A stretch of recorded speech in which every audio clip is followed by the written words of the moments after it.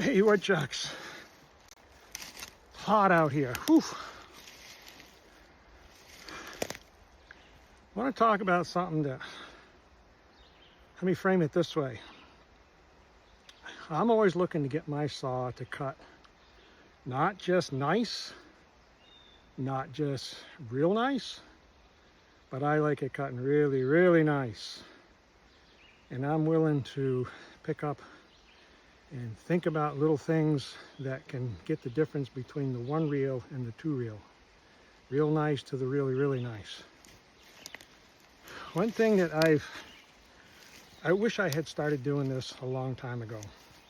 Okay, where I came up with this, it comes from using an electric chainsaw, believe it or not. And it was kind of two things. Using an electric saw and the harvester bars.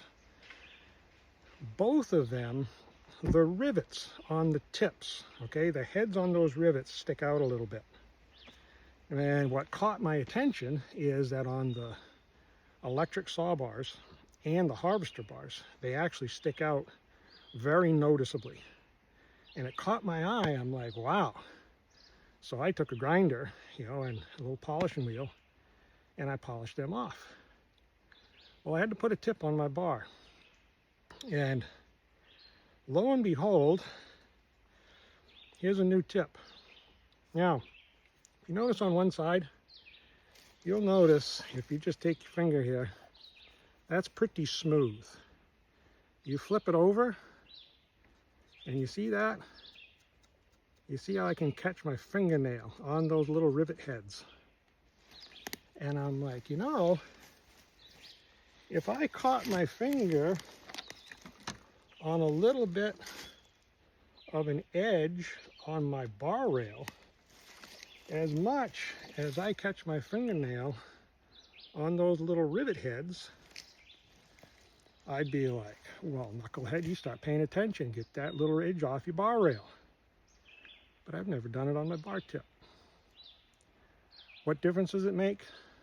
Personal opinion, it puts another reel in that real nice. How often do we use the tip of the bar? And that little rivet can make the difference between real nice and really, really nice. Show you the short video, taking limbs off, right? We don't overreach a lot with our bar, because that puts the tip of the bar down into other wood, down close to the ground. We tend to just take it right off, and we reach, put the bar in as much as we need to. If we're bucking wood that's more diameter than the bar length, we're using it all the time. If we're cutting small wood off, right? You know how we do it. I didn't make a video, you know what I'm talking about. You take the end of the bar, whoop, you clip that off. That's the end of the tip of your bar. Now, I want to talk about a couple of mechanics on why this makes the difference between one reel and two. Okay? If you think about it, when you put a tip on your bar, we don't have to purchase 50 gauge or 53 gauge or 63 gauge bar tips. All we need to know is the pitch, right? 325, 3/8, 404, whatever you're running. These bars, now I'm running Oregon 72, CK chain, which is a 50 gauge chain.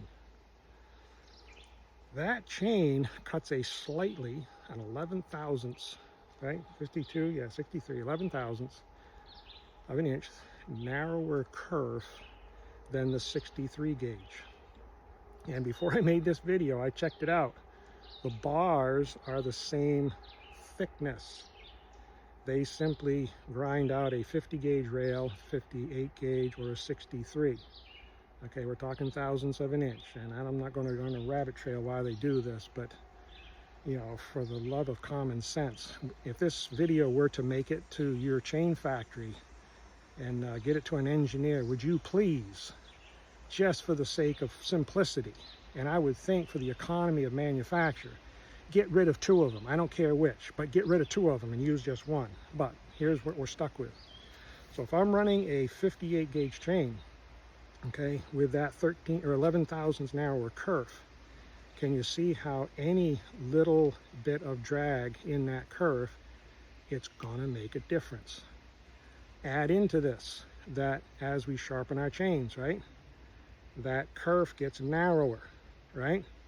This makes a difference.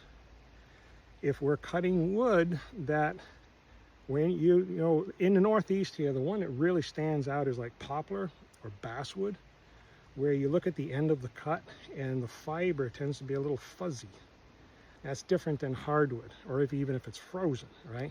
You look at the end of your cut and it's nice and smooth. Well, that little bit of fiber fuzz, again, that's dragging on those little rivet heads. Now think about this one. Let's just make believe, just for the sake of conversation, okay? This is perfectly smooth. And the problem is we have a little bit of bar rail edge back here tight to the power head. Now if that little bar edge is back tight to the bar head, that point of where it's dragging in the kerf is closer to our hands, that point of control. We have good mechanical advantage to sort of, I won't say override, but it's not going to affect the effort we need to put into that saw as far as getting it through the cut. As much as if our bar rails are nice and smooth, but we have that little bit of rivet tip, right? Those little rivets sticking out a little bit. Think about this. That drag is way out on the end of the bar. So now that we're trying to now get that power head and get our chain and our physical strength to get that to go through that cut, and it's away from our hands. You see that mechanical advantage difference between it being back close to the power head and you've got something out here that's causing us to push, or it's slowing our chain cutting speed down. This is what I'm doing. I took the tips, right? I use a polishing wheel on my angle grinder, and you can see how, right? I just take those right off until this one here and this on both sides. See that? That wants to be smooth. Just as smooth as we expect our bar rails to be, right? And it makes a little difference. They say right now it's about 98 degrees out here. It is muggy, you know. I'm just kind of piling on to every little bit of difference. You know, it helps. So check it out. Curious on some feedback. It only takes a second. Polish that little rivet head off. Now don't grind into the rivet, right? You don't want to grind, make sort of a divot there, because then the rivet could come out. But you can polish those off nice and smooth. They don't come out. There's nothing splitting those, you know, sort of pushing those apart, of course, unless you've had some other problems. But curious on if you think it makes a difference. Be safe out there. Hey, if you think this stuff is worth it, you know the drill. Give it the old ring the bell, pass it along. Glad to help you out. Take care.